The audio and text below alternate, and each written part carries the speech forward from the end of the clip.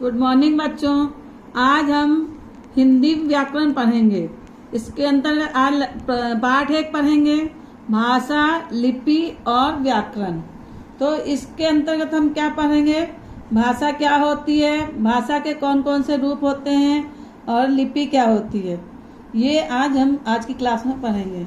देखिए बच्चों, आपने क्रियाकलाप में पूछे गए कुछ प्रश्नों के उत्तर बोलकर दिए तो कुछ के लिखकर। जैसे देखिए ये जो हो रहा है ना, इसमें कई लोग लिख के उत्तर दे रहे हैं और कई बोल के दे रहे हैं। तो ये वास्तव में बोलना, सुनना, लिखना और पढ़ना ही भाषा है। भाषा क्या होती है? बोलना, सुनना, लिखना और पढ़ना, इसको क्या कहते हैं? भाषा। इन्हीं के माध्यम से हम अपने मन के भाव एक दूसरे तक पहुंचा सकते हैं। कैसे पहुंचाते हैं? बोल के और दूसरे की बात सुनकर उसकी बात को समझते हैं, और लिखकर अपनी बात कह सकते हैं, किसी से लिख के बता सकते हैं, और किसी की बात को पढ़कर समझ सकते हैं। जैसे ये पिक्चर में देखिए, ये चित्र जो बना है, सीमा और माला, ये 2 लड़कियां बैठी हैं, दोनों फोन पे बातें कर रही हैं। ये यहाँ से फोन कर रही है, इसको ये बोल रही है, उसका जवाब दे रही है। तो इसकी बात को सुन के जवाब दे रही है ना वो, क्योंकि सामने नहीं है उन लोग। तो ये जो बोल रही है उसको सुन रही है, फिर समझ के उसको उसका उत्तर दे रही है। जैसे ये देखिए, यहाँ एक लड़का गाना गा रहा है, तो बच्चे लोग क्या कर रहे हैं? गाना को सुन रहे हैं। तो ये क्या हुई? भाषा हुई। जो गा के बोल रहा है वो ये लोग सुन रहे हैं। और ये देखिए, ये सुरेश अपने मित्र को पत्र लिख रहा है, तो ये लिखकर भी अपनी बात को प्रकट कर सकते हैं ना, तो वो लिख के बोल रहा है, तो ये भी भाषा हो गई है। पिताजी अखबार पढ़ रहे हैं, तो अखबार में जो लिखा हुआ है उसको देखकर, लिखे हुए को देखकर पढ़ रहे हैं, तो ये भी क्या हुई? भाषा हुई। ये सब अलग अलग तरह की भाषा हुई। आगे देखिए, भाषा किसे कहते हैं, इसकी परिभाषा यह है। भाषा वह साधन है जिसके द्वारा हम अपने मन की बात दूसरों तक पहुंचाते हैं और दूसरे के मन की बात को समझते हैं। क्या बोलता है इसमें? कि भाषा के द्वारा ही हम अपनी बात को दूसरे तक पहुंचा सकते हैं और दूसरा क्या बोलना चाहता है उसको समझ सकते हैं। अगर भाषा नहीं होगी तो हम किसी की बात को नहीं समझ पाएंगे और ना अपनी बात को समझा पाएंगे।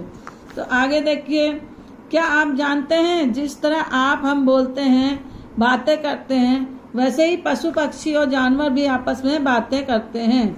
इसके लिए वे अपने मुंह से कुछ आवाजें निकालते हैं, परंतु ये केवल ध्वनियां हैं, इन्हें भाषा नहीं कह सकते हैं। अब देखिए ये क्या बता रहा है कि पशु पक्षी जीव जंतु जो आवाज निकालते हैं वो ध्वनि होती है। क्या होती है? ध्वनियां होती हैं, उसको हम भाषा नहीं कह सकते हैं।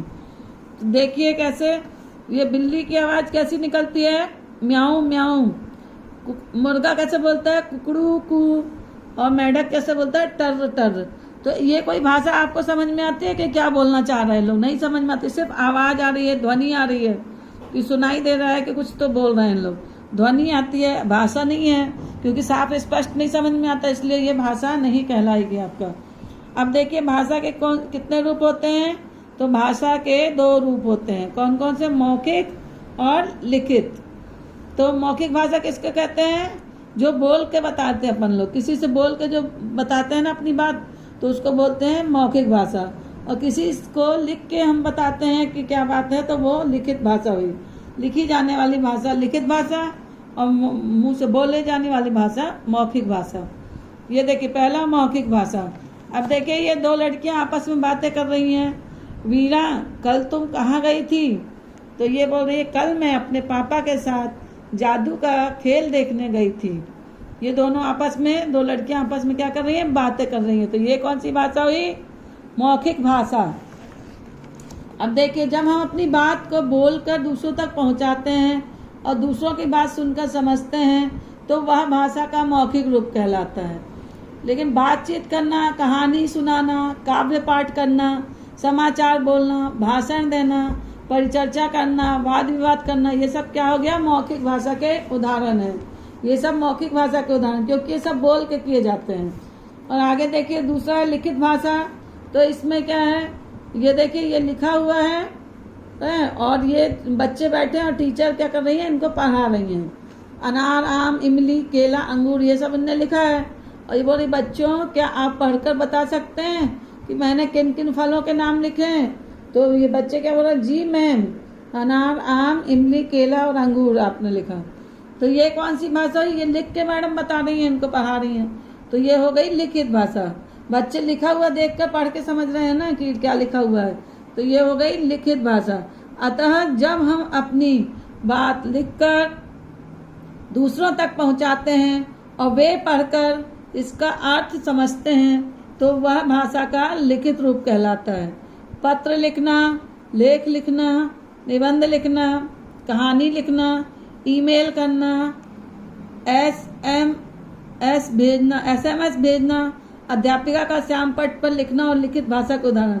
मतलब जितनी चीजें ये लिखी जाती है ना, निबंध, लेख, कहानी, ये सब, और टीचर जो लिख के बोर्ड पे आपको पढ़ाती हैं, हम लोग जो लिखते हैं बोर्ड पे आप लोग पढ़ाते, तो वो भी लिखित भाषा हुई। तो इसको क्या हुआ? लिखित भाषा को लिख के बताया जाता है। तो इस प्रकार हमने समझा कि भाषा के कितने रूप होते हैं? 2। बोल के जो बोली जाती है, बोल के बताई जाती है, वो क्या हुई?